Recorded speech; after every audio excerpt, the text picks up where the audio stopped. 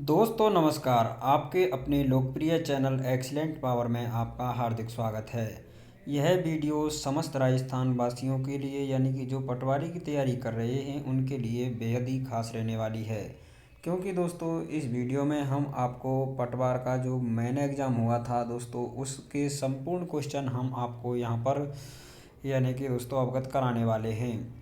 साथ ही दोस्तों RSM SSB के जो भी टोटल एग्ज़ाम है हमने यहाँ पर सबको यहाँ पर करवा रखा है सॉल्व। यदि आपको कोई भी कॉम्पिटिटिव एग्ज़ाम्स RSM SSB या RPSC का कोई भी चाहिए तो सॉल्यूशन आप हमारे प्लेलिस्ट में जाकर इसको देख सकते हैं। दोस्तों RSM SSB की विभिन्न परीक्षाएं जैसे कि दोस्तों संकलनकर्ता, अन्वेषण परीक्षा, पशुधन सहायक, JN सिविल डिग्री और दोस्तों इसी के साथ साथ ही यहाँ पर अन्य भी जैसे कि लैब असिस्टेंट, पुस्तकालय अधीक्षक, पटवार, ग्राम सेवक, साथ ही दोस्तों LDC कृषि पर्यवेक्षक, महिला सुपरवाइज़र आदि सभी जितने भी अब तक RSM SSB ने जो भी एग्ज़ाम कंडक्ट कराए हैं हमने दोस्तों यहाँ पर सबको विद सॉल्यूशन के साथ सॉल्व कर रखा है। यदि दोस्तों आपको भी या आप RPSC की किसी भी एग्ज़ाम यानी कि दोस्तों RPSC first grade, second grade, RAS या दोस्तों अन्य कोई भी एग्ज़ाम का यदि आपको क्वेश्चन पेपर चाहिए तो आप हमारी प्लेलिस्ट में जाकर वहां से सब कुछ सर्च कर सकते हो। यदि दोस्तों आप हमारे इस चैनल पर पहली बार आए हो तो प्लीज़ इस चैनल को सब्सक्राइब करके और बेल आइकन को भी ऑन कर लीजिए, क्योंकि हमारे द्वारा डाला गया पल पल का नोटिफिकेशन आपको सबसे पहले मिल सके। चलिए दोस्तों बिना टाइम वेस्ट किए हम आपको ले चलते हैं सीधे यहाँ पर क्वेश्चन पेपर पर।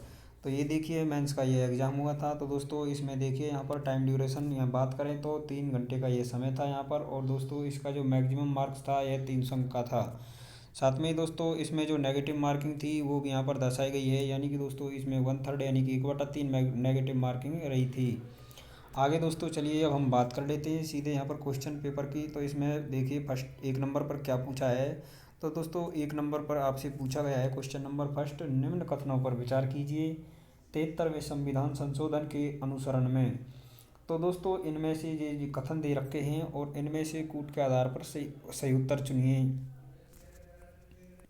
तो दोस्तों इनमें से आपको कौन कौन से कथन सही लग रहे हैं और नीचे इसमें देखिए यहाँ पर ऑप्शन दे रखे हैं आपको। जो कथन आपको सही लग रहे हैं आप उन पर टिक कर दीजिए, यानी कि ये सही है और अपना आंसर इनमें से चूज कर सकते हैं। तो दोस्तों यह जो क्वेश्चन है ये मिसप्रिंट है, यानी कि दोस्तों इनमें क्वेश्चन में थोड़ी प्रॉब्लम है, इसलिए दोस्तों इसको हम इसके बाद आगे क्वेश्चन की ट्राई करते हैं। आगे देखिए दोस्तों बात कर लेते हैं क्वेश्चन नंबर 2 की। तो यहाँ पर आपसे पूछा गया है भारतीय संविधान में निम्न में से खाली जगह नागरिकों के मौलिक कर्तव्य हैं, कौन कौन से मौलिक कर्तव्य हैं। तो दोस्तों बताइए इनमें से आपको सही सही कथनों का चूज करना है। तो दोस्तों इनमें से देखिए कौन कौन से मौलिक कर्तव्य हैं, यानी कि राष्ट्रीय ध्वज तथा राष्ट्रीय गान का सम्मान करना बिल्कुल सही बात है, मौलिक कर्तव्य है। आहन पर राष्ट्र को सेवा समर्पित करना बिल्कुल सही बात है। सामाजिक सुधार का प्रयोग करना कोई ज़रूरी नहीं है साहब ये। इसके बाद ऑप्शन डी यानी कि अपनी साझा संस्कृति के समृद्ध धरोहर को महत्व प्रदान करना तथा उनका संरक्षण करना। तो दोस्तों ये भी बिल्कुल सही बात है। तो दोस्तों इसका राइट आंसर यानी कि 2 A B D केवल इसके सही उत्तर हैं। आगे देखिए दोस्तों बात कर लेते हैं हम क्वेश्चन नंबर 3 की। इसमें आपसे पूछा गया है श्रीमती वसुंधरा राजे राजस्थान की प्रथम बार मुख्यमंत्री कब रही थी। तो दोस्तों बताइए यहाँ पर संदेह रखे हैं तो इसका राइट आंसर क्या रहने वाला है। तो दोस्तों इसका सही आंसर रहने वाला है ऑप्शन 4, यानी कि 2003 से 2008 के मध्य ये प्रथम बार मुख्यमंत्री रही थी। आगे देखिए दोस्तों बात कर लेते हैं क्वेश्चन नंबर 4 की। इसमें आपसे पूछा है निम्न कथनों पर विचार कीजिए, यानी कि दोस्तों लोकसभा में राजस्थान से कुल 25 सदस्य हैं, बिल्कुल सही बात है। राजस्थान विधान परिषद के कुल सदस्यों की संख्या 200 है, बिल्कुल गलत बात है। लोकसभा में राजस्थान के अनुसूचित जाति की 4 सीटें और अनुसूचित जनजाति की 3 सीटें आरक्षित हैं, बिल्कुल सही बात है। तो दोस्तों इसमें ये जो 4 है इसमें A और C बिल्कुल राइट आंसर आपके रहने वाले हैं। आगे दोस्तों बात कर लेते हैं क्वेश्चन नंबर 5 की। यहाँ आपसे पूछा है भारत में संसद में सम्मिलित है। तो दोस्तों संसद में भारत में सम्मिलित होते हैं राष्ट्रपति और दोस्तों राज्यसभा और लोकसभा। प्रधानमंत्री और उपराष्ट्रपति इसमें शामिल नहीं होते हैं। तो दोस्तों A और B यहाँ देखिए ऑप्शन नंबर 1 में यहाँ सही है, यानी कि A और B बिल्कुल इसका राइट आंसर रहने वाला है। आगे देखिए दोस्तों, बात कर लेते हैं क्वेश्चन नंबर 6 की। इसमें आपसे पूछा गया है कि असत्य कथन को यहाँ पर चूज करना है। तो दोस्तों देखिए, यहाँ पर संविधान को 26 नवंबर 1949 को पारित किया और 26 जनवरी 1950 को लागू किया। बिल्कुल सही बात है। लॉर्ड बेंटिक भारत के प्रथम गवर्नर जनरल थे। बिल्कुल सही बात है। पंडित जवाहरलाल नेहरू भारत के प्रथम प्रधानमंत्री थे। बिल्कुल सही बात है। राज्य नीति के निर्देशक सिद्धांत संविधान के चतुर्थ भाग में समाहित है। बिल्कुल सही बात है। तो दोस्तों इसमें सभी ऑप्शन यहाँ पर यानी कि सही है, यानी कि इसमें कोई भी असत्य कथन नहीं है। आगे दोस्तों बात कर लेते हैं क्वेश्चन नंबर 7 की। इसमें आपसे पूछा गया है कि लोकसभा के बारे में निम्न में से एक असत्य कथन है। तो देखिए दोस्तों, लोकसभा की वर्तमान संख्या 545 है। बिल्कुल सही है। राज्यों में चुने हुए सदस्य 530 हैं। बिल्कुल सही है। केंद्र शासित प्रदेशों में चुने हुए सदस्य 13 हैं। बिल्कुल सही है। एंग्लो इंडियन चुने हुए सदस्य 2 हैं। बिल्कुल गलत है। तो दोस्तों ऑप्शन डी यानी कि 4 नंबर का इसमें बिल्कुल राइट आंसर रहने वाला है। आगे दोस्तों बात कर लेते हैं क्वेश्चन नंबर 8 की। इसमें आपसे पूछा गया है कि ग्राम स्तर पर प्रातिनिधिक प्रजातंत्र किसके द्वारा लागू किया गया है, वह है। तो दोस्तों बताइए इसमें क्या सही है। तो दोस्तों इसमें देखिए, ग्राम सभा, ग्राम पंचायत, सरपंच, पंच। तो दोस्तों इसमें बिल्कुल right answer option number A यानी कि ग्राम सभा इसका सही उत्तर है। आगे दोस्तों बात कर लेते हैं हम, भारतीय संविधान के इतिहास में सबसे विवादास्पद संविधान संशोधन था। तो दोस्तों बताओ इसका राइट आंसर क्या रहने वाला है। तो दोस्तों इसका राइट आंसर ये ऑप्शन यानी कि 42 में जो संविधान संशोधन था, ये इसका बिल्कुल राइट आंसर है। आगे बात कर लेते हैं क्वेश्चन नंबर 10 की। इसमें आपसे पूछा गया है कि किस संविधान संशोधन ने भारत की में प्राथमिक शिक्षा को मौलिक अधिकार बनाया। तो दोस्तों इसका बिल्कुल right answer option number D यानी कि 86वां संविधान संशोधन था, जिसने मौलिक अधिकार ये जो बनाया था शिक्षा को। आगे बात कर लेते हैं क्वेश्चन नंबर 11 की। इसमें आपसे पूछा गया है कि अनाज रखने के बड़े मृद भांड जिन्हें गोरे बकोटे कहा जाता था, किस प्राचीन सभ्यता से प्राप्त हुए हैं। तो दोस्तों इसका जो बिल्कुल सही उत्तर रहने वाला है वह ऑप्शन नंबर 4 यानी कि आहड़ इसका बिल्कुल सही उत्तर है। आगे दोस्तों बात कर लेते हैं क्वेश्चन नंबर 12 की। इसमें आपसे पूछा गया है राजस्थान में आलनिया के प्रागैतिहासिक चित्रों की खोज किसने की। तो दोस्तों इसका बिल्कुल सही उत्तर रहने वाला है ऑप्शन नंबर डी इसका सही उत्तर है, यानी कि डॉक्टर जगत नारायण इसका सही उत्तर है। आगे बात कर लेते हैं क्वेश्चन नंबर 13 की। इसमें आपसे पूछा गया है कि मारवाड़ में वीरता साहित्य सेवा के लिए सिरोपाव देने की परंपरा रही थी, सर्वोच्च सिरोपाव था। इसका सही उत्तर रहने वाला है ऑप्शन नंबर बी यानी कि हाथी सिरोपाव। आगे दोस्तों बात कर लेते हैं हम क्वेश्चन नंबर 14 की। इसमें आपसे पूछा गया है कि मुगल बादशाह अपनी विजयों में से आधी के लिए राठौड़ों की 1 लाख तलवारों के असहामंद थे, ये कथन कहा। तो दोस्तों ये जो कथन था ये कर्नल टोड का था, ऑप्शन ए इसमें सही है। आगे दोस्तों बात कर लेते हैं क्वेश्चन नंबर 15 की। तो इसमें आपसे पूछा गया है कि मंदिर स्थापत्य की भूमज शैली किस स्थापत्य शैली की उपशैली थी। तो दोस्तों इसका बिल्कुल राइट आंसर रहने वाला है ऑप्शन नंबर ए यानी कि नागर शैली की ये उपशैली थी।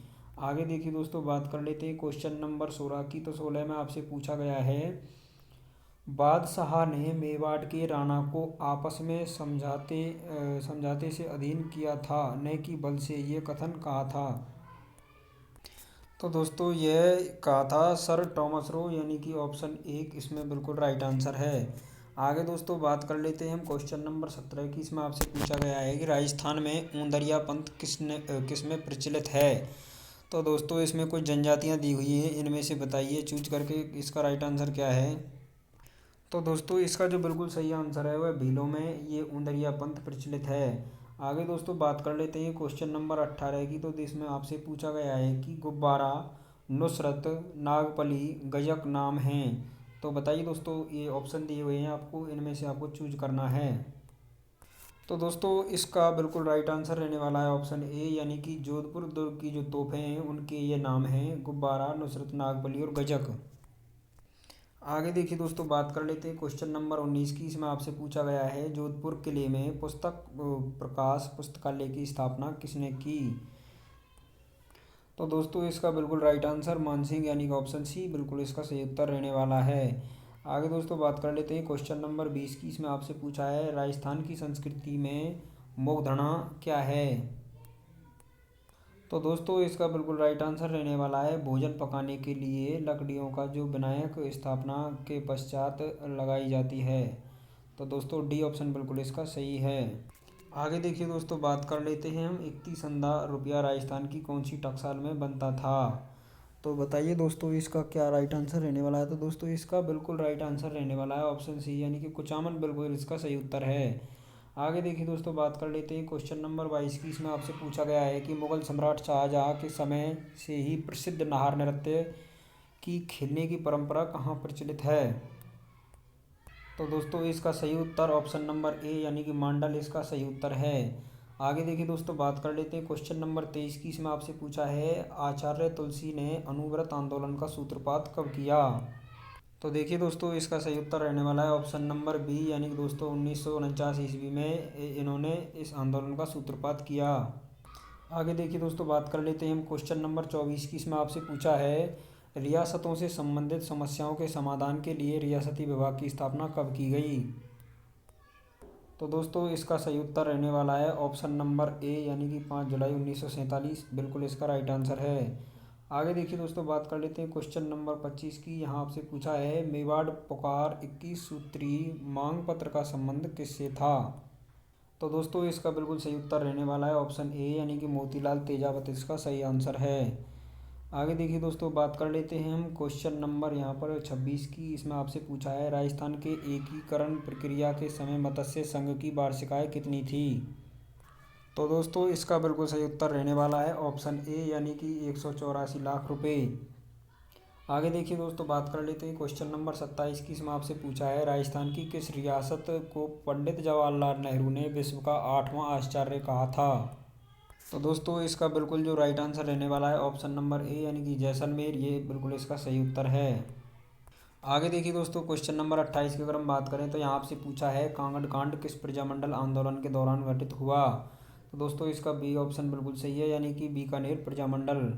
आगे देखिए दोस्तों, बात कर लेते हैं क्वेश्चन नंबर यहाँ पर 29 की। इसमें आपसे पूछा है अंग्रेजों ने अपनी शपथ भंग की है, क्या उन्होंने अवध पर अधिकार नहीं किया, अतः उन्हें यह अपेक्षा नहीं करनी चाहिए कि भारतीय अपनी शपथ का अनुपालन करेंगे। 1857 ईस्वी की क्रांति के संदर्भ में यह किसने कहा। दोस्तों इसका बिल्कुल सही आंसर रहने वाला है ऑप्शन डी यानी कि मोहम्मद अली बेग इसका सही उत्तर है। आगे देखिए दोस्तों, बात कर लेते हैं क्वेश्चन नंबर 30 की। इसमें आपसे पूछा है निम्न में से कौन सा तंत्र वाद्य नहीं है। दोस्तों इसका बिल्कुल सही उत्तर ऑप्शन डी यानी कि सतारा इसका बिल्कुल सही उत्तर है।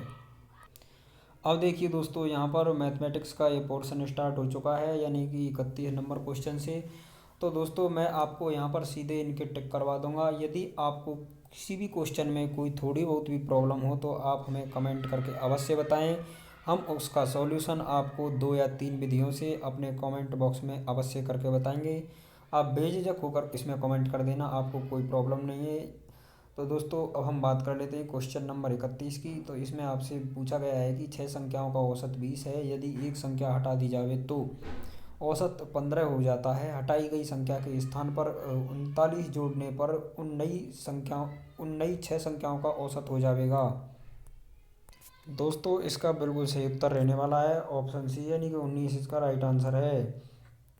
आगे देखिए दोस्तों, बात कर लेते हैं हम क्वेश्चन नंबर 32 की। यहाँ आपसे पूछा है 15 संख्याओं का औसत 40 है, उनमें से प्रथम 8 संख्याओं का औसत 30 है और अंतिम 8 संख्याओं का औसत 50 है, तो 8वीं संख्या का मान होगा। तो दोस्तों इसका बिल्कुल सही आंसर ऑप्शन नंबर ए यानी कि 40 इसका सही उत्तर है।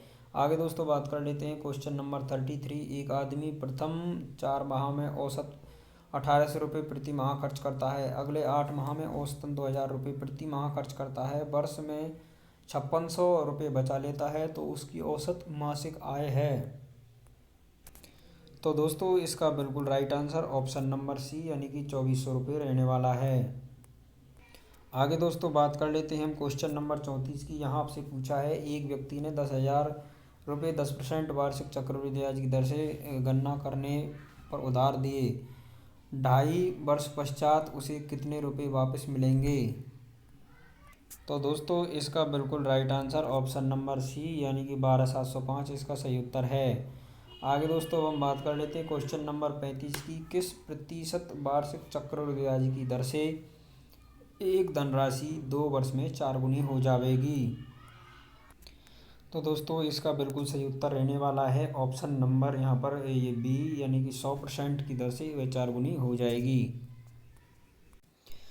आगे देखिए दोस्तों, बात कर लेते हैं हम क्वेश्चन नंबर 36 यानी 36 की। इसमें आपसे पूछा गया है किसी राशि का 2 वर्ष का CI, ये देखिए दोस्तों 376.20 है, तो साधारण ब्याज 360 है, वह राशि कितनी है?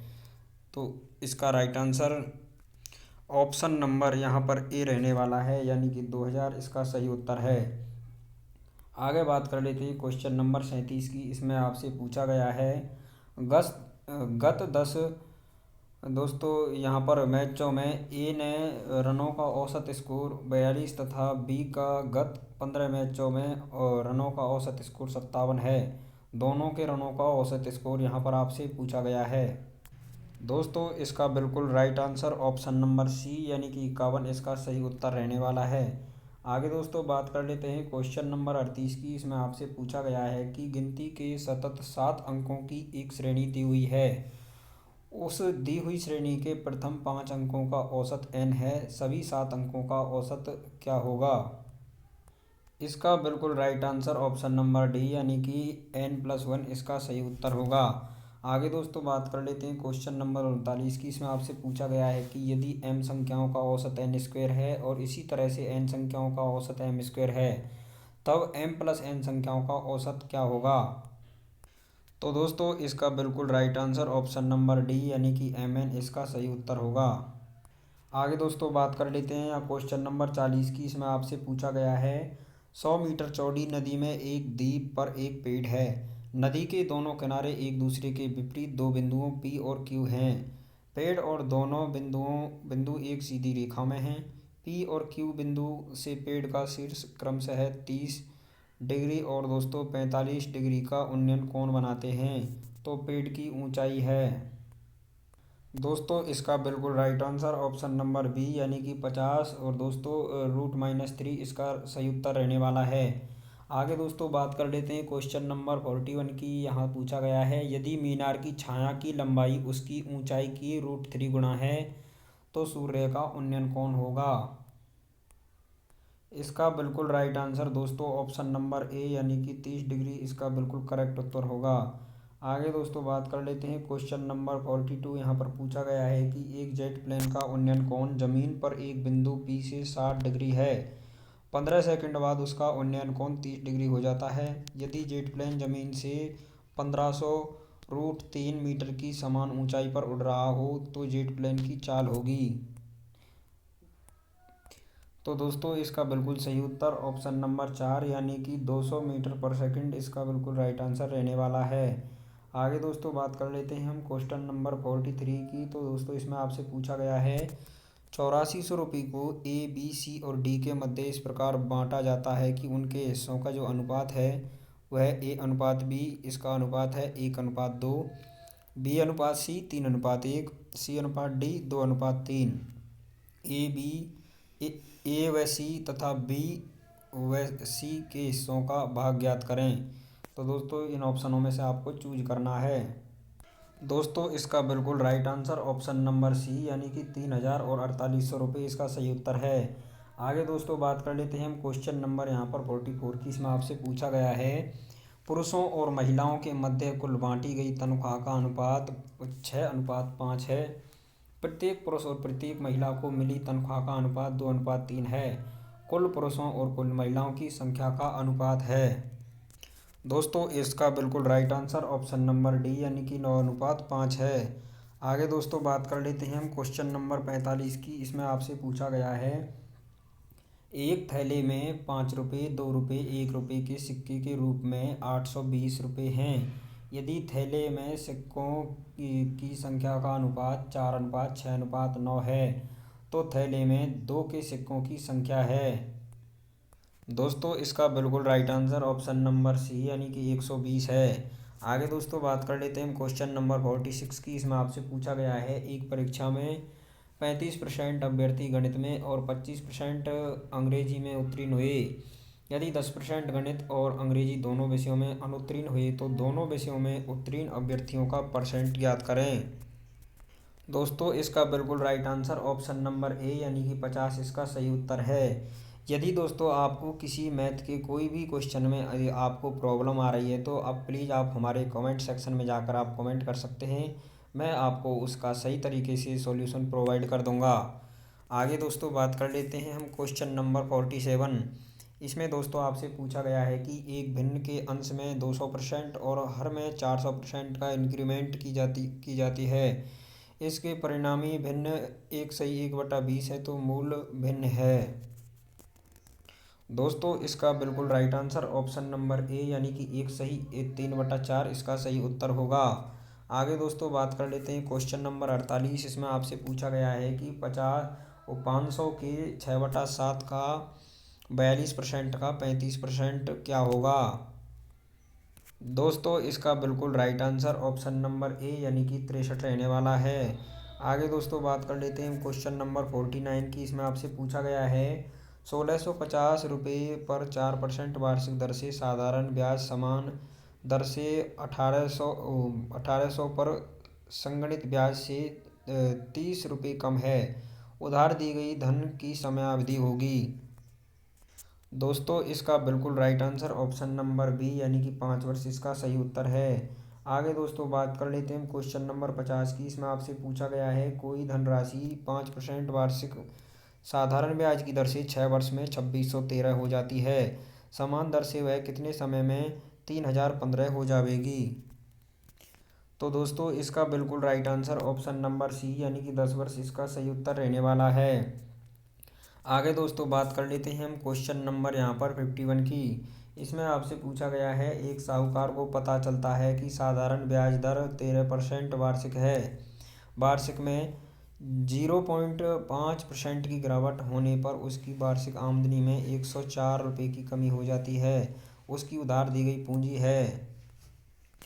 तो दोस्तों इसका बिल्कुल right answer option number A यानी कि 2800 इसका सही उत्तर रहने वाला है। आगे दोस्तों बात कर लेते हैं हम यहाँ पर क्वेश्चन नंबर 52 की। तो इसमें आपसे पूछा गया है 3 संख्याओं के वर्गों का योग 532 है। पहली संख्या का दूसरी से उसी तरह दूसरी का तीसरी से जो रेशियो है वह 3:2 है।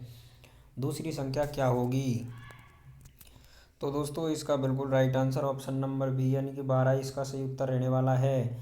आगे दोस्तों हम बात कर लेते हैं हम क्वेश्चन नंबर 53 की। तो दोस्तों इसमें आपसे पूछा गया है 1638 विद्यार्थियों के स्कूल में छात्रों की संख्या और छात्राओं की संख्या का अनुपात 5:2 है। यदि छात्राओं की संख्या 60 बढ़ जाती है तथा छात्रों और छात्राओं का नया अनुपात 4:3 रखे जाने के लिए छात्रों की संख्या में क्या कमी होनी चाहिए। तो दोस्तों इसका बिल्कुल right answer option number B यानी कि 466 इसका सही उत्तर है। आगे दोस्तों बात कर लेते हैं हम क्वेश्चन नंबर 54 की। इसमें आपसे पूछा गया है देखिए दोस्तों यदि A/B बराबर 4:5, B/C बराबर 20:11 और C/D बराबर 6:7 हो तो ABCD इनके जो अनुपात का मान होगा। तो दोस्तों इसका बिल्कुल राइट आंसर यहाँ पर ऑप्शन नंबर सी यानी कि 96, 120, 66, 77 इसका सही उत्तर रहने वाला है। आगे दोस्तों हम बात कर लेते हैं क्वेश्चन नंबर 55 की। तो इसमें आपसे पूछा गया है यदि tan थीटा बराबर 4/3 है तो 1 - sin theta upon 1 + sin theta का मान होगा। तो दोस्तों इसका बिल्कुल right answer option number A यानी कि 1/2 इसका सही उत्तर रहने वाला है। आगे दोस्तों बात कर लेते हैं क्वेश्चन नंबर 56 की। इसमें आपसे पूछा गया है यदि tan थीटा बराबर cot थीटा है जहाँ पर 0 यानी कि ये थीटा बड़ा है 0 से और दोस्तों π/2 ये थीटा से बड़ा है तो थीटा का मान होगा।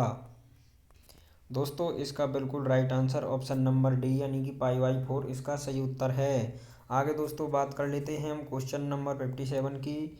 तो इसमें आपसे पूछा गया है यदि एक पॉल की समतल धरती पर छाया की लंबाई पॉल की लंबाई की दोगुनी है तो सूर्य का उन्नयन कोण होगा। तो दोस्तों इसका बिल्कुल right answer option number D यानी कि नन ऑफ दीज इनमें से कोई नहीं। आगे दोस्तों बात कर लेते हैं हम क्वेश्चन नंबर 58 की। इसमें आपसे पूछा गया है कि रूट और दोस्तों sec theta -1 upon sec theta +1 का मान होगा। तो दोस्तों इसका बिल्कुल right answer option number C यानी कि cosec theta minus cot theta इसका सही उत्तर है। आगे देखिए दोस्तों, बात कर लेते हैं हम क्वेश्चन नंबर 59 की। तो इसमें आपसे पूछा गया है यदि tan x बराबर sine 45 degree cos 45 degree plus sine 30 degree तो x का मान होगा। दोस्तों इसका बिल्कुल राइट आंसर यहाँ पर 45 डिग्री यानी कि बी ऑप्शन इसका राइट है। आगे दोस्तों बात कर लेते हैं हम क्वेश्चन नंबर 60 में। एक समकोणीय त्रिभुज में समकोण बनाने वाली भुजाओं की लंबाई ए तथा बी है, तो त्रिभुज का क्षेत्रफल होगा। तो दोस्तों इसका बिल्कुल राइट आंसर ये बी यानी कि 1/2 ए बी इसका सही उत्तर है। आगे दोस्तों बात कर लेते हैं यहाँ पर 61 में आपसे पूछा गया है एक आयताकार चतुर्भुज ए बी सी डी में बी सी बराबर बी और ए सी बराबर सी दिया हुआ है, तो चतुर्भुज का क्षेत्रफल होगा। तो दोस्तों इसका बिल्कुल right answer option number D यानी कि बी और दोस्तों रूट सी² - बी² इसका सही उत्तर है। आगे दोस्तों बात कर लेते हैं हम क्वेश्चन नंबर 62। इसमें आपसे पूछा गया है, यहाँ पर देखिए एक आयताकार चतुर्भुज के दो टुकड़े इस प्रकार दिए जाते हैं कि वह दो वर्गाकार चतुर्भुज में विभाजित हो जाता है। यदि वर्गाकार चतुर्भुज की एक भुजा ए तो आयताकार चतुर्भुज के विकर्ण की लंबाई होगी। तो दोस्तों इसका बिल्कुल right answer option number D यानी कि √5a बिल्कुल इसका सही उत्तर है। आगे दोस्तों बात कर लेते हैं क्वेश्चन नंबर 63 की। तो दोस्तों इसमें आपसे पूछा गया है एक धावक एक गोलाकार मैदान के 10 चक्कर लगाकर और दोस्तों 4.40 किलोमीटर दौड़ पूरा करता है, तो मैदान का यहाँ पर आपको एरिया पूछ रखा है। दोस्तों इसका बिल्कुल राइट आंसर ऑप्शन सी यानी कि ये बिल्कुल इसका सही उत्तर रहने वाला है। आगे देखिए दोस्तों बात कर लेते हैं क्वेश्चन नंबर 64 की। इसमें आपसे पूछा गया है एक व्यक्ति अपनी धन की 20% राशि से वंचित हो जाता है। शेष राशि में से वह 25% खर्च करने के पश्चात उसके पास 480 बचते हैं। उसके पास मूलतः कितनी धनराशि थी? तो दोस्तों इसका बिल्कुल right answer option number C यानी कि उसके पास मूल राशि 800 रुपये थी। आगे दोस्तों बात कर लेते हैं क्वेश्चन नंबर 65 की। तो 65 में आपसे पूछा गया है एक व्यापारी एक वस्तु को 500 रुपये में खरीदता है, वह उस पर 700 रुपये अंकित करता है और वह नकद भुगतान पर 10% का डिस्काउंट देता है। राशि और परसेंटेज में कुल लाभ क्या है? तो दोस्तों इसका बिल्कुल right answer option number A यानी कि 130 और 26% इसका सही उत्तर है। आगे दोस्तों हम बात कर लेते हैं क्वेश्चन नंबर 66 की। तो इसमें आपसे पूछा गया है यदि 20 पेनों की कीमत 25 पेनों की बिक्री कीमत के बराबर है, कुल हानि का परसेंट क्या होगा? तो दोस्तों इसका बिल्कुल right answer option number B यानी कि 20% इसका करेक्ट उत्तर है। आगे दोस्तों बात कर लेते हैं हम क्वेश्चन नंबर 67 की। इसमें आपसे पूछा गया है ए ने एक 10,000 की पूंजी से व्यापार शुरू किया। 4 महीने पश्चात 5,000 की पूंजी लगाकर बी उसके साथ जुड़ गया। वर्ष के अंत में जो उसका टोटल प्रॉफिट हुआ है वो 2,000 में ए का हिस्सा क्या होगा? तो दोस्तों इसका बिल्कुल correct answer option number D यानी कि 1,500 रुपये इसका सही उत्तर रहने वाला है। आगे दोस्तों बात कर लेते हैं हम क्वेश्चन नंबर 68 की। इसमें आपसे पूछा गया है एक दूधिया बेईमानी से नापकर 20% दूध अधिक लेता है, वह उसमें 25% पानी मिलाकर बेचता है, तो उसे कुल फायदा होगा। दोस्तों इसका बिल्कुल right answer option number C यानी कि 50% का उसको प्रॉफिट होने वाला है। आगे दोस्तों बात कर लेते हैं हम क्वेश्चन नंबर 69 की। इसमें आपसे पूछा गया है ए बी सी साझेदारी में शामिल होते हैं। ए 4 माह के लिए 320 रुपये, बी 3 माह के लिए 510 रुपये और सी 5 माह के लिए 270 रुपये का धन लगाते हैं। यदि कुल लाभ 208 होता है तो लाभ में सी का हिस्सा बताइए। तो दोस्तों इसका बिल्कुल राइट आंसर 67.50 इसका बिल्कुल सही उत्तर रहने वाला है। आगे देखिए दोस्तों बात कर लेते हैं हम क्वेश्चन नंबर यहाँ पर 70 की। तो इसमें आपसे पूछा गया है यदि अल्फ़ा प्लस बीटा बराबर π/4 तो 1 + tan अल्फ़ा और दोस्तों 1 + tan बीटा का मान होगा। दोस्तों इसका बिल्कुल correct answer option number D यानी कि 2 इसका सही उत्तर रहने वाला है। आगे देखिए दोस्तों बात कर लेते हैं या क्वेश्चन नंबर 71 की। तो इसमें आपसे पूछा गया है यदि cos 4 theta minus sine 4 theta बराबर में 2/3, तो 1 माइनस में 2 साइन स्क्वायर थीटा का मान क्या होगा। दोस्तों इसका बिल्कुल right answer option number C यानी कि 2/3 इसका सही उत्तर है। आगे दोस्तों बात कर लेते हैं क्वेश्चन नंबर 72 की। इसमें आपसे पूछा गया है एक वर्गाकार आकृति की परिधि और उसके अंदर अधिकतम त्रिज्या के वृत्त की परिधि का अनुपात है। दोस्तों इसका बिल्कुल right answer option number D यानी कि 4:पाई इसका सही उत्तर है। आगे देखिए दोस्तों बात कर लेते हैं हम क्वेश्चन नंबर यहाँ पर 73 की। तो इसमें देखिए दी गई आकृति में एक समद्विबाहु त्रिभुज के आधार पर एक अर्धवृत्त खींचा है जिसमें tan थीटा बराबर 2/3 और अर्धवृत्त का व्यास 2a है। आकृति का क्षेत्रफल इसमें आपको ज्ञात करना। तो दोस्तों इसका बिल्कुल right answer option number C यानी कि 3 प्लस में पाई/2, 3 प्लस में पाई और दोस्तों बटा 2 और इस ए स्क्वायर इसका बिल्कुल सही उत्तर है। आगे देखिए दोस्तों बात कर लेते हैं हम क्वेश्चन नंबर 74 की। इसमें आपसे पूछा गया है प्रश्न संख्या 73 की आकृति में बाह्य परिधि की माप है। तो दोस्तों पिछले क्वेश्चन के अकॉर्डिंग इसका उत्तर आपको यहाँ पर देना है। तो दोस्तों इसका बिल्कुल राइट आंसर यहाँ पर ऑप्शन ए बिल्कुल इसका सही उत्तर है यानी कि √13 और दोस्तों प्लस पाई और दोस्तों इस टोटल का मल्टीप्लाई ऐसे कर रखा है, बिल्कुल सही उत्तर है। आगे देखिए दोस्तों बात कर लेते हैं हम 75 की। इसमें आपसे पूछा गया है एक तार को एक वर्ग के आकार में मोड़ा जाने पर वर्ग का क्षेत्रफल 121 सेंटीमीटर स्क्वायर है। यदि उसी तार को वृत्त के आकार में मोड़ा जाए तो वृत्त का क्षेत्रफल क्या होगा। तो दोस्तों इसका बिल्कुल correct answer option number C यानी कि 154 सेंटीमीटर इसका सही उत्तर है। आगे देखिए दोस्तों बात कर लेते हैं क्वेश्चन नंबर 76 की। इसमें आपसे पूछा गया है एक आयत ABCD का परिमाप क्या है यदि AD बराबर 3 और BD बराबर 5 दी गई है। तो दोस्तों इसका बिल्कुल right answer option number B यानी कि 14 इसका सही उत्तर है। आगे देखिए दोस्तों बात कर लेते हैं क्वेश्चन नंबर 77 की। तो इसमें आपसे पूछा है यदि P sin थीटा बराबर Q तथा Q एक न्यून कोण है तब √P² माइनस Q² और दोस्तों और x tan थीटा का मान बताइए। सॉरी दोस्तों √P² माइनस Q² और इंटू tan थीटा का मान यहाँ पर आपसे पूछा गया है। तो दोस्तों इसका बिल्कुल correct answer option number B यानी कि Q इसका सही उत्तर है। आगे देखिए दोस्तों बात कर लेते हैं क्वेश्चन नंबर 78 की। इसमें आपको फील्ड बुक दी हुई है और दोस्तों उसका क्षेत्रफल यहाँ पर पूछा गया है। तो दोस्तों इसका बात कर लेते हैं क्वेश्चन नंबर 78 की। तो इसमें ऑप्शन नंबर यहाँ पर 3 बिल्कुल राइट आंसर रहने वाला है यानी कि दोस्तों 490 इसका सही उत्तर है। आगे दोस्तों बात कर लेते हैं क्वेश्चन नंबर 79 की। तो दोस्तों इसमें प्रश्न संख्या 78 में दी गई फील्ड बुक में त्रिभुजाकार आकृतियों का क्षेत्रफल है।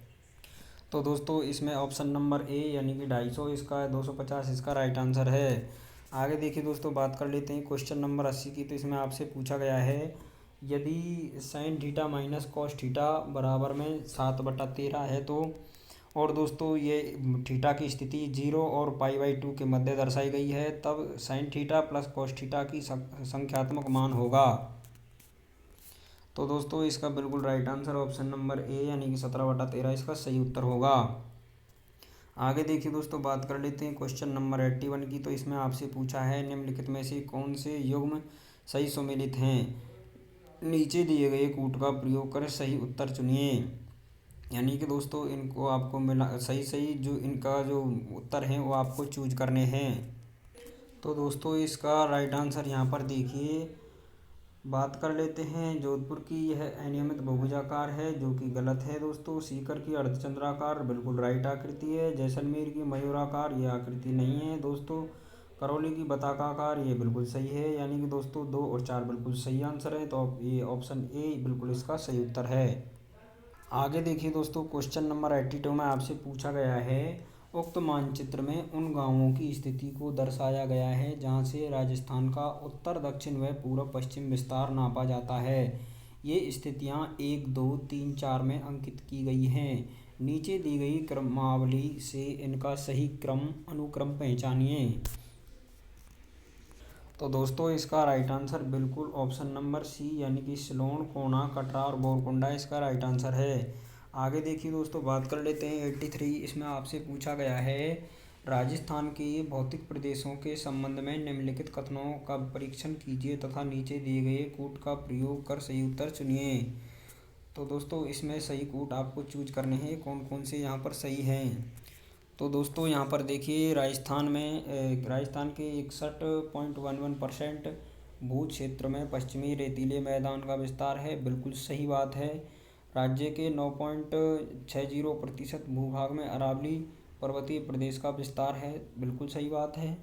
राज्य के 23.03% भू क्षेत्र में पूर्वी मैदान का विस्तार है, बिल्कुल सही बात है। राज्य के 6.37% भू क्षेत्र में दक्षिणी पूर्वी पठारी प्रदेश का विस्तार है, जो कि बिल्कुल गलत बात है। तो दोस्तों यहाँ पर 1, 2, 3 बिल्कुल सही यहाँ पर उत्तर रहने वाले हैं, यानी कि ऑप्शन ए इसका बिल्कुल सही आंसर है।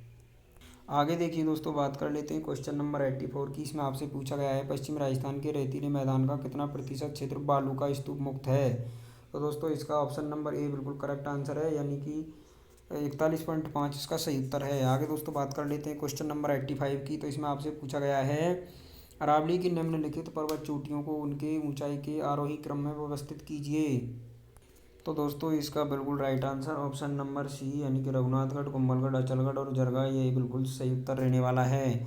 आगे देखिए दोस्तों, बात कर लेते हैं क्वेश्चन नंबर 86 की। इसमें आपसे पूछा गया है, अपवाद क्षेत्र के विस्तार की दृष्टि से राजस्थान के नदी तंत्र का सही आरोही क्रम है। दोस्तों यह कन्फ्यूजन क्वेश्चन है, इसमें कुछ करेक्ट नहीं कहा जा सकता। आगे देखिए दोस्तों, बात कर लेते हैं अगले क्वेश्चन की। अगले क्वेश्चन यानी कि 87 की। तो यहाँ पर पूछा गया है, राजस्थान के उक्त मानचित्र में कोपेन के जलवायु प्रदेशों को 1, 2, 3, 4 में अंकित किया गया है। नीचे दी गई क्रमावली से उनका सही अनुक्रम पहचानिए। तो दोस्तों बिल्कुल इसका right answer option number A बिल्कुल सही इसका उत्तर रहने वाला है।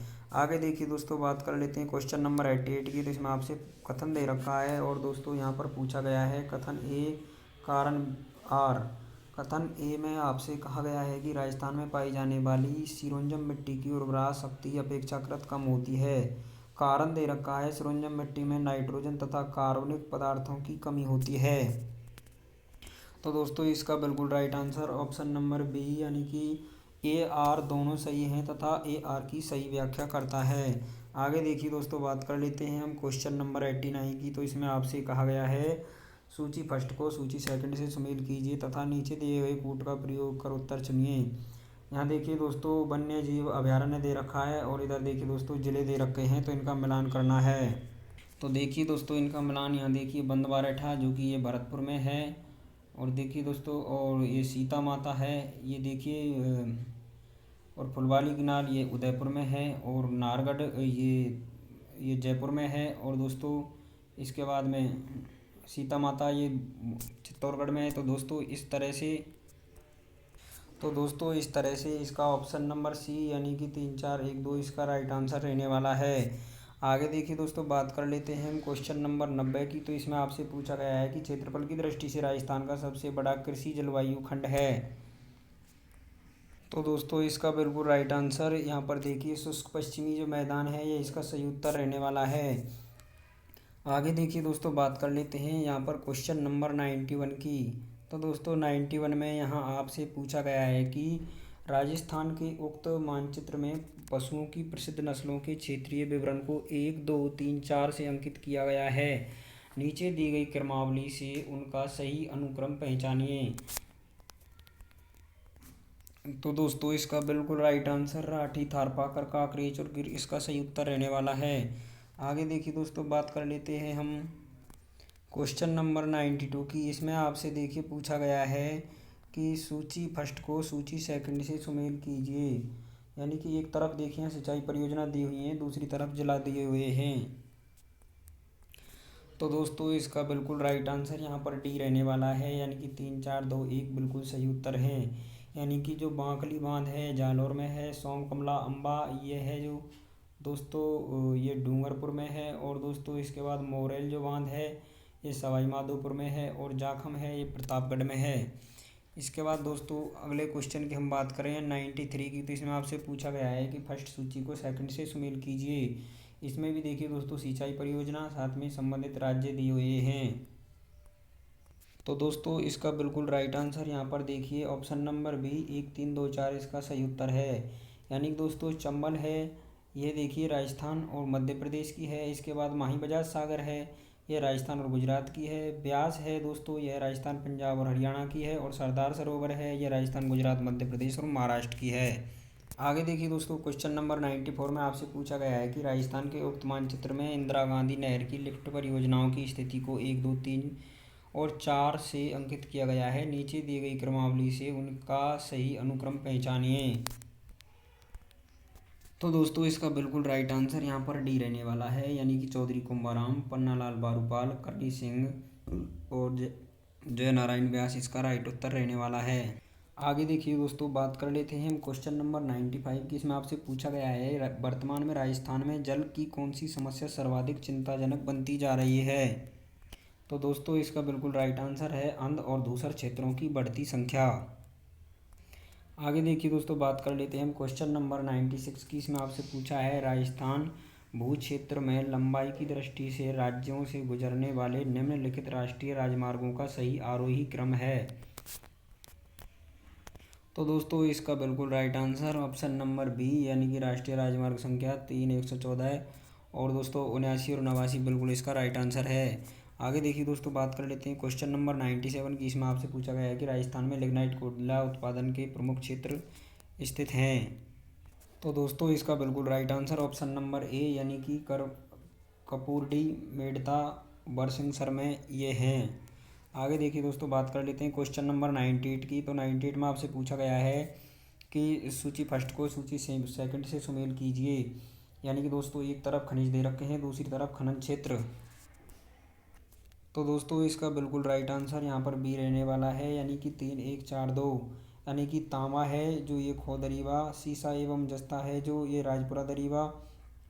इसके बाद देखिए दोस्तों बेरिलियम है, ये दोस्तों बांदेरी सिंदरी।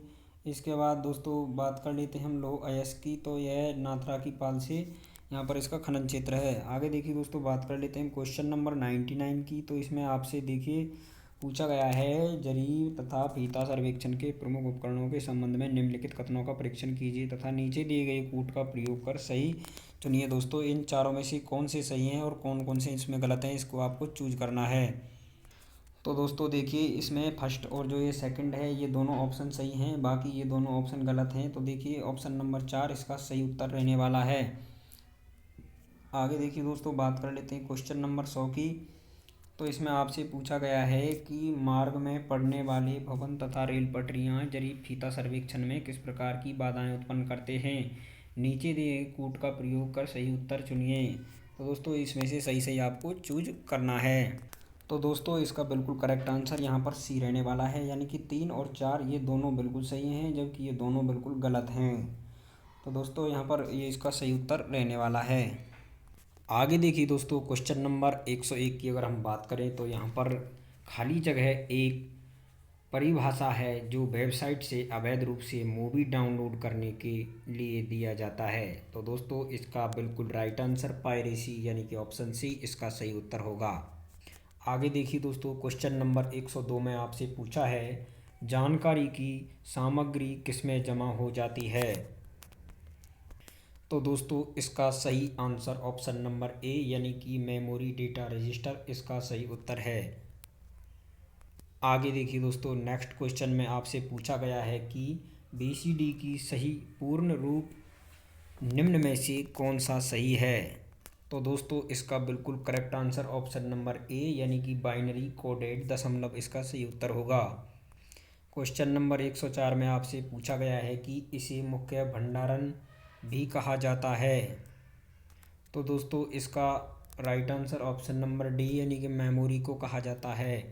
आगे देखिए दोस्तों बात कर लेते हैं क्वेश्चन नंबर 105 की। इसे निर्माण के समय प्रोग्राम किया जाता है, यह मेमोरी है। तो दोस्तों इसका बिल्कुल करेक्ट आंसर होगा रोम, यानी कि ऑप्शन ए बिल्कुल सही होगा। आगे देखिए दोस्तों बात कर लेते हैं क्वेश्चन नंबर 106 सीडी रोम किसे प्रदर्शित करता है। तो दोस्तों इसका बिल्कुल correct answer option number D, यानी कि compact disc read only memory होगा। आगे देखिए दोस्तों, बात कर लेते हैं क्वेश्चन नंबर 107 की। इसमें आपसे पूछा गया है कि वह कौन सी मेमोरी है जो प्रति सेकंड कई बार रिफ्रेश किया जाना चाहिए। तो दोस्तों इसका बिल्कुल करेक्ट आंसर होगा डायनामिक रैम, यह इसका सही उत्तर होगा। आगे देखिए दोस्तों, बात कर लेते हैं क्वेश्चन नंबर 108 की। तो इसमें आपसे पूछा गया है कि हार्ड डिस्क के दोनों पक्ष किससे लेपित होते हैं। तो दोस्तों इसका करेक्ट आंसर होगा चुंबकीय धातु ऑक्साइड से। आगे देखिए दोस्तों, बात कर लेते हैं क्वेश्चन नंबर 109 में आपसे पूछा है निम्नलिखित भंडारण युक्ति में से किस में डेटा की सबसे बड़ी राशि स्टोर कर सकते हैं। तो दोस्तों इसका बिल्कुल करेक्ट आंसर होगा हार्ड डिस्क। आगे देखिए दोस्तों, क्वेश्चन नंबर 110 में आपसे पूछा गया है कि कैश मेमोरी किन दोनों के बीच कार्य करता है। तो दोस्तों इसका बिल्कुल राइट आंसर ऑप्शन बी यानी कि रैम और रोम इसका सही उत्तर होगा। आगे देखिए दोस्तों, बात कर लेते हैं क्वेश्चन नंबर 111 में आपसे पूछा है कंपाइलर क्या है। तो दोस्तों इसका बिल्कुल करेक्ट आंसर रहने वाला है मशीन स्तर की भाषा, एक उच्च स्तर से अनुवाद के लिए प्रोग्राम। आगे देखिए दोस्तों, बात कर लेते हैं जीयूआई का अर्थ क्या है। तो दोस्तों जीयूआई का अर्थ देखिए दोस्तों ग्राफिक यूजर इंटरफेस, यानी कि दोस्तों इसका बिल्कुल right answer option number C यानी कि ग्राफिकल यूजर इंटरफेस इसका सही उत्तर होगा।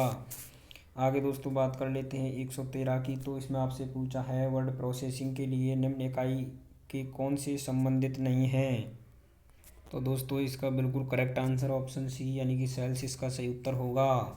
आगे बात कर लेते हैं क्वेश्चन नंबर 114 की। इसमें आपसे पूछा है फोर्ट्रॉन एक प्रोग्रामिंग भाषा है, फोर्ट्रॉन से क्या प्रदर्शित होता है। तो दोस्तों इसका बिल्कुल करेक्ट आंसर ऑप्शन सी यानी कि फॉर्मूला ट्रांसलेशन।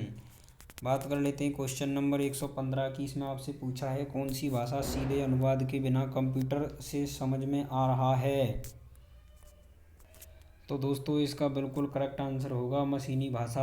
आगे बात कर लेते हैं क्वेश्चन नंबर 116 की। इसमें आपसे पूछा है त्रुटि की जांच के लिए मूल ASCII कोड में प्रत्येक बाइट की अंतिम आरक्षित बिट के खाली जगह बिट्स उपयोग करती है। तो दोस्तों इसका बिल्कुल करेक्ट आंसर ये होने वाला है यानी कि 7 इसका सही उत्तर है, ऑप्शन सी सही होगा। आगे देखिए दोस्तों, बात कर लेते हैं क्वेश्चन नंबर 117 की। इसमें आपसे पूछा है कि एक्सेल सीट में कॉलम की चौड़ाई को ऑटो फिट करने के लिए। तो दोस्तों यह कन्फ्यूजन क्वेश्चन है, इसको हम छोड़ देते हैं। आगे बात करते हैं दोस्तों क्वेश्चन नंबर 118 की।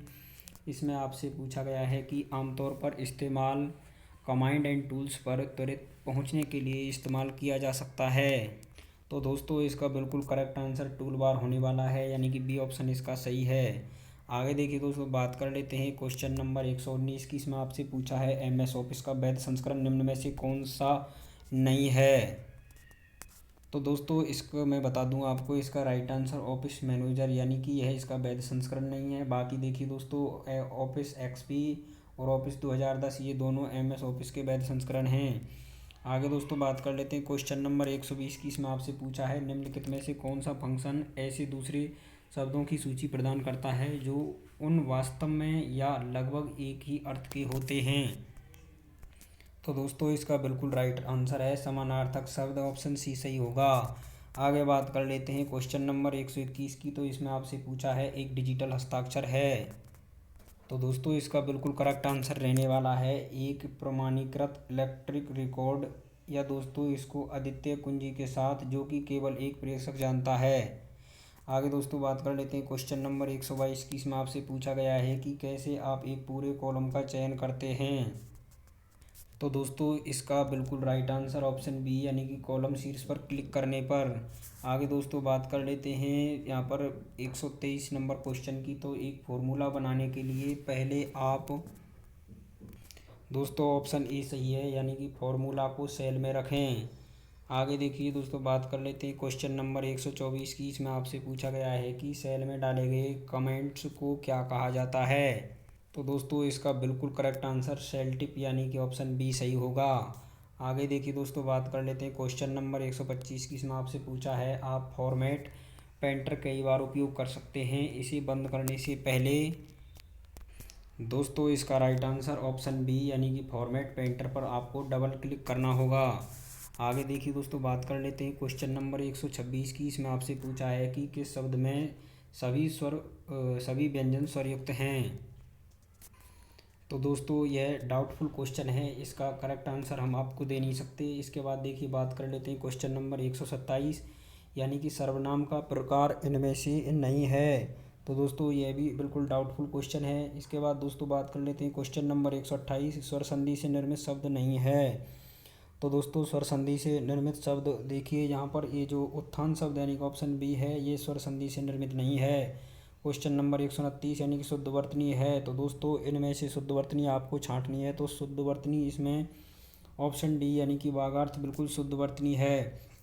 आगे देखिए दोस्तों, बात कर लेते हैं क्वेश्चन नंबर 130 की। इसमें आपसे पूछा है अपादान कारक युक्त वाक्यांश कौन सा है। तो दोस्तों अपादान युक्त कारक वाक्यांश के लिए ये भी क्वेश्चन बिल्कुल यानी कि डाउटफुल है। आगे देखिए दोस्तों, बात करते हैं क्वेश्चन नंबर 131 की। इसका मतलब है, पूछा गया है कि कष्टापन्न सामासिक पद में समास है। तो दोस्तों कष्टामिक इस पद में दोस्तों यहाँ पर ऑप्शन ए सही है, यानी कि तत्पुरुष समास है ऑप्शन। अब बात करते हैं 132 की। तो दोस्तों इसमें आपसे पूछा गया है कि जिस विकारी शब्द से संज्ञा की व्याप्ति मर्यादित होती है उसे क्या कहते हैं। तो दोस्तों उसको यहाँ पर ये भी बिल्कुल डाउटफुल क्वेश्चन है, यानी कि इसके लिए भी अधीनस्थ बोर्ड ने कोई ये डिलीट हुए क्वेश्चन है दोस्तों, ये सभी जिनको मैं डाउटफुल बोल रहा हूँ। इसके बाद देखिए दोस्तों, बात करते हैं हाँ दोस्तों ये डाउटफुल क्वेश्चन है 132, ये बिल्कुल सही है। इसके बाद दोस्तों बात करते हैं क्वेश्चन नंबर 133 की। इसमें आपसे पूछा है कर बैठ चल आदि धातु प्रकार हैं। तो दोस्तों यह किस प्रकार के धातु प्रकार हैं। तो दोस्तों यह मूल धातु प्रकार हैं, यानी ऑप्शन ए सही है। आगे देखिए दोस्तों, बात कर लेते हैं क्वेश्चन नंबर 134 की। इसमें आपसे पूछा है कसौटी शब्द है। तो दोस्तों ये कसौटी जो शब्द है ये भी बिल्कुल डाउटफुल क्वेश्चन है, इसको भी RSM SSB ने डिलीट कर दिया था। आगे देखिए दोस्तों, बात कर लेते हैं हम क्वेश्चन नंबर 135 में। आपसे पूछा है स उपसर्ग से निर्मित शब्द नहीं है। तो दोस्तों इसका बिल्कुल राइट आंसर यानी कि ऑप्शन बी सहानुभूति। और क्वेश्चन नंबर 136 में आपसे पूछा है मूल शब्द एवं प्रत्यय की दृष्टि से सही विभाजन नहीं है। तो दोस्तों इसका बिल्कुल राइट आंसर रहने वाला है वो दोस्तों ऑप्शन डी, यानी कि घुमाव यानी कि घुम प्लस आव, ये बिल्कुल विभाजन की दृष्टि से सही नहीं है। आगे देखिए दोस्तों, बात कर लेते हैं हम खे खाना मुहावरे का अर्थ क्या है। तो दोस्तों इसका बिल्कुल सही अर्थ रहने वाला है वो बुरी दशा में रहना। आगे देखिए दोस्तों, बात कर लेते हैं क्वेश्चन नंबर 138 की। आपसे पूछा है कि अर्धविराम का निर्देशक चिन्ह इनमें से कौन सा है। तो दोस्तों अर्धविराम का ऑप्शन ए बिल्कुल सही ये चिन्ह है। आगे देखिए दोस्तों, बात कर लेते हैं हम यहाँ पर शुद्ध वाक्य नहीं है। तो दोस्तों इसका बिल्कुल राइट आंसर है उसने अपने पाम से जूता निकाला, ऑप्शन सी उत्तर सही होगा। आगे देखिए दोस्तों, बात कर लेते हैं क्वेश्चन नंबर 140 की। हाथी का पर्यायवाची शब्द नहीं है।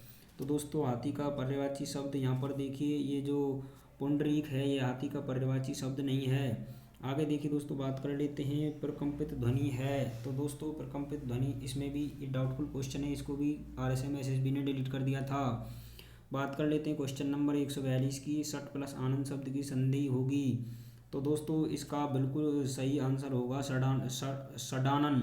तो दोस्तों यहाँ पर देखिए सडानन शब्द बिल्कुल इसका सही होने वाला है, यानी कि इसका बिल्कुल करेक्ट जो आंसर है वह ऑप्शन नंबर यहाँ पर डी इसका रहने वाला है दोस्तों, सी इसका सही उत्तर रहने वाला है।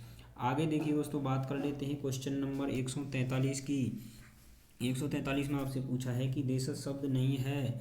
तो दोस्तों देशज शब्द ये RSM SSB ने डिलीट कर दिया था। आगे देखिए दोस्तों, बात कर लेते हैं क्वेश्चन नंबर 144 की। इसमें आपसे विलोम शब्द युग्म नहीं है। तो दोस्तों इसमें देखिए ये जो यहाँ मैसन और कोमल ये शब्द हैं ये दोस्तों शब्द युग्म नहीं हैं। आगे देखिए, बात कर लेते हैं क्वेश्चन नंबर 145 की। इसमें आपसे पूछा गया है इसका हिंदी पारिभाषिक शब्द है। तो दोस्तों इसका हिंदी पारिभाषिक शब्द होता है ऑप्शन डी, यानी कि कार्यान्वयन। 146 में आपसे पूछा है कि संघ की राजभाषा हिंदी और लिपि देवनागरी होगी, यह भारत के संविधान के किस अनुच्छेद में वर्णित हैं। तो दोस्तों इसको भी यहाँ पर देखिए, यहाँ पर RSM SSB ने इसको भी डिलीट कर दिया था। और दोस्तों इसके बाद अब हम बात कर लेते हैं शुद्ध शब्द नहीं है। तो दोस्तों इनमें से शुद्ध शब्द कौन सा नहीं है? तो दोस्तों ये ऑप्शन ए यानी कि निरोग ये बिल्कुल शुद्ध शब्द नहीं है। आगे देखिए, तो बात कर लेते हैं क्वेश्चन 148 में आपसे पूछा है नीम का तत्व समरूप है। तो दोस्तों इसको भी RSM SSP ने डिलीट कर दिया था। काफ़ी क्वेश्चन इसमें डिलीट हुए हैं दोस्तों हिंदी में भी। इसमें आगे बात करते हैं दोस्तों 149 की। तो इसमें आपसे पूछा है हाथी के पाँव में सबका पाँव लोकोक्ति का निकटतम अर्थ होगा। तो दोस्तों इसमें अर्थ है बड़े लोगों के साथ छोटों का भी गुजर हो जाता है। तो ऑप्शन बी इसका राइट आंसर रहने वाला है।